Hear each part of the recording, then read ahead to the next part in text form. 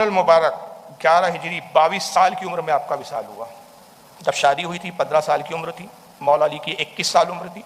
حضرت علی کے ساتھ جو ازواجی شادی شدہ زندگی گزری 15 اور 22 7 سال کی زندگی گزری، صرف بہت کم عمر میں آپ کا انتقال ہوا۔ جنت البقیع میں دفن کیا گیا، آج بھی آپ کی قبر وہاں مرجع خلائق ہے۔ مگر وہابیوں کی بدعقیدگی دیکھو، آج کا ایک گجرات کا خبیث مولوی ہے، اس کا ویڈیو میرے پاس موجود ہے، اس کا نام ہے قاری احمد علی۔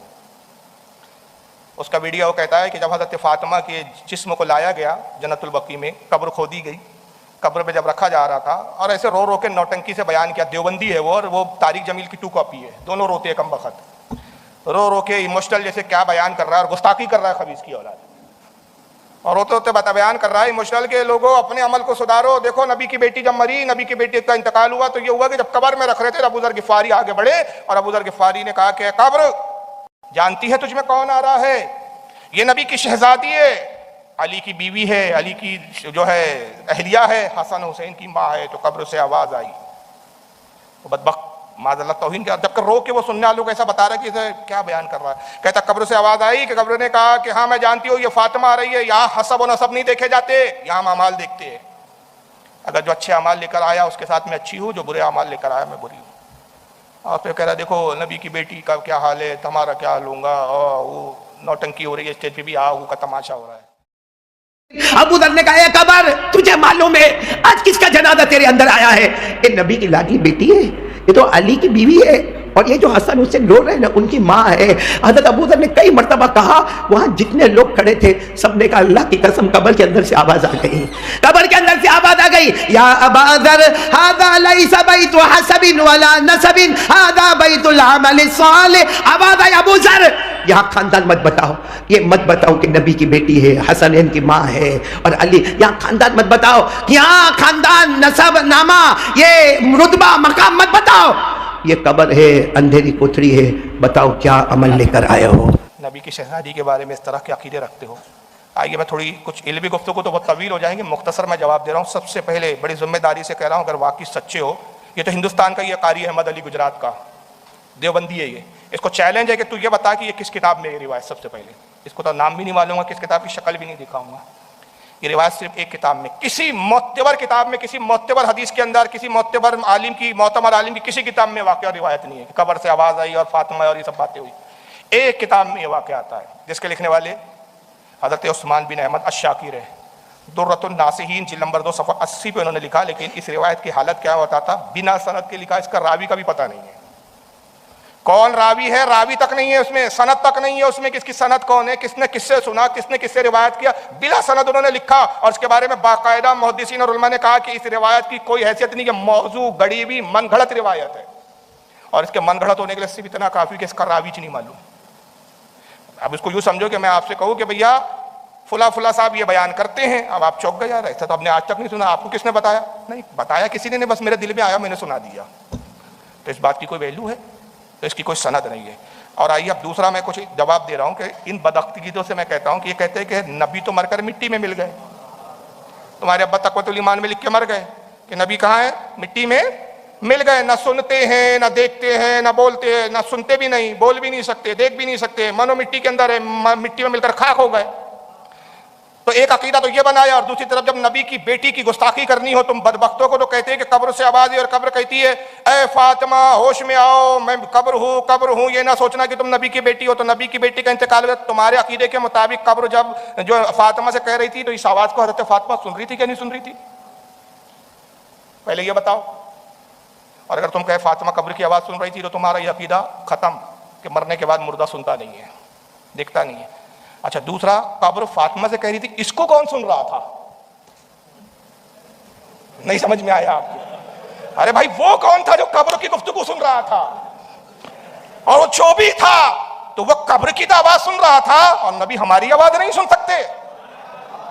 یہ تمہارا باطل عقیدہ، گستاخی کرنے پہ آؤ تو اپنے ہی عقیدے کا گلا گھوڑ دو، ورنہ ہمارا تو عقیدہ یہ ہے کہ اعلیٰ حضرت فاضل بریلوی رضی اللہ تعالیٰ عنہ فرماتے ہیں کہ دور و نزدیک کے سننے والے وہ کان لالے کرامت پہ لاکھوں سلام۔ تو تم اپنے گھر میں کچھ کھچڑی تو کیسی، کبھی کچھ کبھی کھچڑی ہے، تمہارا مذہب ہے کہ کھچڑی ہے یار، سب ملا دیا، دال چاول آٹا کچھ کا کھچڑا بنا دیا۔ تو یہ تو بتاؤ کہ جب حضرت فاطمہ کو قبر کہہ رہی تھی ہوش میں آ، حسب نسب نہیں دیکھتی، اس کو کون سن رہا تھا؟ قبر کی اس بات کو. اور ایک مزیدار بات اب سن لو, تیسرا جواب, جس کو بولتے ہیں 100 سونار کی ایک لوہار کی. قبر کہہ رہی اے فاطمہ, مطلب قبر پہچانتی ہے فاطمہ آنے والی. قبر یہ بھی پہچانتی ہے کہ جو آ رہی ہے وہ کون ہے, فاطمہ ہے. اے فاطمہ, یہ نہ سوچنا نبی کی بیٹی ہے, یہ بھی معلوم کہ نبی کی بیٹی ہے. تو جب قبر یہ جانتی ہے کہ آنے والی فاطمہ ہے, نبی کی بیٹی ہے, تو قبر یہ بھی تو جانتی ہوں گی نا کہ جنتی عورتوں کی سردار ہے. یہ کون سا ڈھکوسلا عقیدہ ہے یار, آدھا لے لو آدھا کھا جاؤ. اصل میں ساری ہیرا پھیری اس لیے ہے کہ ان کے ابا جان تقویۃ الایمان میں لکھ کر مر گئے کہ نبی نے اپنی بیٹی سے کہا بیٹی عمل کر, عمل کر, قیامت میں بھی تیرے کام نہیں آؤں گا. کئی وہابڑوں سے میری بحث ہوئی, یہی حدیث لاتے ہیں. کہاں ہے حدیث؟ بخاری شریف میں. بڑے جلدی حدیث نمبر ایسے یاد ہیں ان خبیثوں کو, حدیث نمبر 2000, حدیث نمبر. آنے والے دنوں میں ایسا نہ ہو کہ کھڑے ہو جائے قرآن کی آیت پڑھنے کی بجائے سورہ فاتحہ 1 2 3 4 5 6, سورہ بقرہ آیت نمبر 3 4 6 8 10. اللہ نمبر, ابے نمبر کیا بتاتے ہو, حدیث پڑھ کر بتاؤ پوری. تو پول کھلے, بیوقوف بنا رہے قوم کو. حدیث نمبر, حدیث نمبر. ابے حدیث نمبر ہوتا ہے, امام بخاری نے حدیث کے نمبر لکھے. ذرا ثابت تو کر دو کہ ابھی یہ تو علماء نے بعد میں لکھے کہ حوالہ ڈھونڈنے میں آسانی ہو. امام بخاری نے کبھی حدیث نمبر نہیں لکھے, امام مسلم نے نہیں لکھے, اور تم نے لکھے تو پتہ چلا یہ بدعت تمہارے سر ہے. اب بدعتی ہم کو بولتے ہو, تو بولتے ہیں بخاری میں. اچھا کہاں ہے بھائی بخاری کے اندر؟ جو کہتے ہیں کہ بخاری کے اندر یہ حدیث جو ہے کیا نام ہے, حدیث نمبر 4771 ہے حدیث ہے بخاری میں, میں نے بھی دیکھا ہے. حدیث نمبر کون سی ہے بخاری میں؟ 4771. ترمذی میں بھی حدیث ہے 2310 کہ نبی نے اپنی بیٹی سے کہا بیٹی عمل کر, قیامت کے دن پکڑی گئی تو میں محمد تمہارے کوئی کام نہ آؤں گا. اچھا جناب ذرا پوری حدیث تو پڑھو, ذرا پس منظر تو بتاؤ. وہ وہابی جی آپ کو کبھی نہیں بتائیں گا, ایسا گمراہ کر رہے ہیں قوم کو یہ. آئیے بخاری کی پوری حدیث کیا میں بتاتا ہوں آپ کو. مکمل حدیث, مکمل حدیث پڑھو گے تو سمجھ میں آئے گا کہ حضور نے کس بیک گراؤنڈ میں کہا, کس ماحول میں کہا, کیوں کہا, سیدہ کو ہی کیوں مخاطب کیا, تب سمجھ میں آئے گا. امام بخاری حدیث وہاں سے شروع کرتے ہیں کہ رسول اللہ کے اعلان نبوت کا 3 سال تھا. کون سا سال تھا؟ 3 سال تھا. یعنی نبوت کا اعلان کیے ہوئے آپ کو 3 سال ہوئے تھے. قرآن کی آیت نازل ہوئی آقا پر, آیت بھی لکھی امام بخاری نے. پارہ نمبر 19 سورہ شعراء آیت نمبر 214 فرماتا ہے وَأَنذِرْ عَشِيرَتَكَ الْأَقْرَبِينَ. اللہ نے کہا اے نبی اے محبوب اپنے قریب والوں کو ڈراؤ, اپنے رشتہ داروں کو پہلے ڈر سناؤ. یعنی اللہ کا پیغام, اللہ کی تبلیغ اپنے گھر سے پہلے شروع کرو. باہر والوں کو بعد میں سمجھانا, پہلے اپنے گھر کو دیکھو. سرکار نے اپنی پھوپھی صفیہ کو بلایا, اپنے چچا عباس کو بلایا, اپنے علی کو بھی کیا نام ہے علی کو بھی بلایا. اس وقت حضرت علی بھی چھوٹے تھے, تھوڑے کم عمر تھے لیکن کم عمر تھے. علی کو بلایا, دوسرے چچا حضرت حمزہ کو بلایا, اور لوگوں کو بلایا. نبوت کا 3 سال ہے. حضرت فاطمہ کو بھی بلایا اور پھر کہا ہے میری پھوپھی صفیہ عمل کرو. یہ نہ سوچنا کہ میں پیغمبر ہوں تو آخرت میں تمہیں بچا لوں گا, اللہ کے عذاب سے چھڑا لوں گا. اے چچا عمل کرو. پھر حضرت فاطمہ کو مخاطب ہوا, اے بیٹی فاطمہ عمل کر, اے بیٹی فاطمہ عمل کر. یہ میرا مال ہے, مال پر تمہارا اختیار ہے, لیکن قیامت میں اگر اللہ گرفت کر لے تو میں محمد تمہیں اللہ کی گرفت سے نہیں بچا سکوں گا. اتنی حدیث وہابی جی نے لے لی, شرح نہیں دیکھی, تشریح نہیں دیکھی کہ امام بخاری خود بیان کرتے آ رہے ہیں, محدثین شرح لکھتے آ رہے ہیں کہ 3 سال اعلان نبوت کے 3 سال تک تب آقا نے کہا. تو یہ تو بتاؤ حضرت فاطمہ کی اس وقت عمر کتنی تھی؟ میں ابتدا میں بتا چکا ہوں, اگر جو لوگ غور سے بیان سن رہے ہوں گے تو اس چیز کو یاد رکھے ہوں گے. کب پیدا ہوئی تھی حضرت فاطمہ؟ اعلان نبوت کے پہلے سال. تو ابتدا میں اگر پیدا ہوئی تو زیادہ سے زیادہ 2.5 سال, یا بہت ہو گیا 3 سال. 2 سال ہونی چاہیے, لیکن میں چلو کہتا ہوں 2 سال نہیں, 2.5 سال 3 سال. مجھے بتاؤ 3 سال کی بچی کیا جانتی ہے عمل کے بارے میں؟ 3 سال کی بچی کیا مکلف ہوتی ہے؟ شریعت کے احکام اس پہ نافذ ہوتے ہیں کیا؟ شریعت کی خلاف ورزی اس کو کوئی سزا ہے معاذ اللہ, اور وہ بھی نبی کی شہزادی؟ تو پھر 3 سال یا 2 سال کی بچی سے حضور کیوں مخاطب ہو رہے ہیں؟ اس کو اگر سمجھنا ہے تو ایک مثال سمجھاتا ہوں میں. ابھی ہمارے یاسین بھائی ہے, سپاری چپاتے رہتے. جب دیکھیے سپاری, میں کئی بار ٹوکتا ہوں یاسین بھائی کا, خیر میرے دوستانہ تعلق ہے تو میں ڈائریکٹ بولتا ہوں. اب علی بھائی بھی بہت سپاری کھاتے ہیں, ابھی بڑے ہیں بھائی, اب ان کی عزت اور احترام کا معاملہ ہمارا کچھ الگ ہے. یاسین بھائی سے تھوڑا فری معاملہ, ان سے نہیں ہے. اب علی بھائی کیا ہے, سگریٹ بھی پیتے ہیں. خیر پیتے نہیں, میں مثال دے رہا ہوں. علی بھائی سگریٹ بھی پی رہے ہیں, پھر وہ صاحب کوکا کولا بھی خوب گٹا ڈکار لیتے ہیں. اب میں سمجھانا چاہتا ہوں کہ بھائی علی بھائی آپ کی عمر دیکھو, اس عمر میں سگریٹ پینا اچھی بات نہیں ہے, اس عمر میں پان اور یہ سپاری کھانا اچھی بات نہیں ہے. لیکن ان کا احترام، ان کی عزت، ان کی عمر کا اتنا لحاظ ہے کہ ڈائریکٹ بولنا بے ادبی ہو سکتا ہے، ان کو برا لگ سکتا ہے. تو میں ایک دن حکمتاً کیا کرتا ہوں کہ بھائی پیغام علی بھائی تک چلے جائے، بات علی بھائی تک پہنچ جائے، لیکن علی بھائی کو برا نہ لگے، تو میں علی بھائی کی موجودگی میں ان کے بھتیجے جناب فیضان کو ڈانٹتا ہوں جو میرے سے عمر میں بہت چھوٹا ہے. ابے تو سے میں بات کرتا ہوں، کہتے ہیں اے فیضان سپاری کھاتا ہے، شرم نہیں آتی؟ سپاری کھانے سے نقصان ہے، سگریٹ پینے سے نقصان ہے، سگریٹ پیتا ہے. حالانکہ بیچارہ وہ پیتا بھی نہیں ہے، نہ سگریٹ پیتا ہے نہ پان کھاتا ہے، میں اسی کو ڈانٹ رہا ہوں. سگریٹ پیتے ہو؟ پتہ نہیں سگریٹ پینے سے دمہ ہوتا ہے، سگریٹ پینے سے کھانسی ہوتی ہے، سگریٹ پینے سے کینسر ہوتا ہے، سمجھتے نہیں ہوتا. علی بھائی سمجھ گئے، ارے یہ تو پیتا ہی نہیں، بول اسکول نہیں رہے، مجھے بول رہے ہیں. مخاطب یہ ہے، اشارہ میری طرف ہے.